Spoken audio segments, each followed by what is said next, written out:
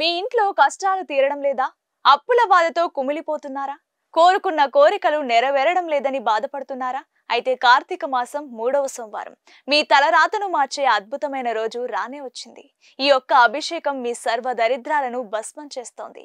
అదే నమక చెమక సహిత రుద్రాభిషేకం. ఓ రుద్రుడా, నీవు శాంతించు, మా తప్పులను మన్నించు అని వేడుకోవడమే నమ్మకం. ఈ నమ్మకంతో అభిషేకం చేస్తే మన జన్మ జన్మాల పాపాలు, తెలిసి తెలియక చేసిన దోషాలు అన్నీ కడిగివేయబడతాయి.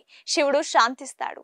ఇక చమకం: ఆరోగ్యమివ్వు, ఐశ్వర్యమివ్వు, ధనమివ్వు, ధాన్యమివ్వు, మంచి కుటుంబమివ్వు, విజయమివ్వు. ఇలా మనకు కావలసినవన్నీ ఆ శివుడిని కోరుకోవడమే చమకం. మొదట నమ్మకంతో శివుడిని శాంతింపజేసి ఆ తర్వాత చమకంతో వరాలడిగితే ఆ బోలా శంకరుడు తదాస్తు అనకుండా ఎలా ఉంటాడు? కాబట్టి ఈ 3వ సోమవారం మీకు దగ్గరలోని శివాలయానికి వెళ్లి నమక చమక సహిత రుద్రాభిషేకం చేయించండి.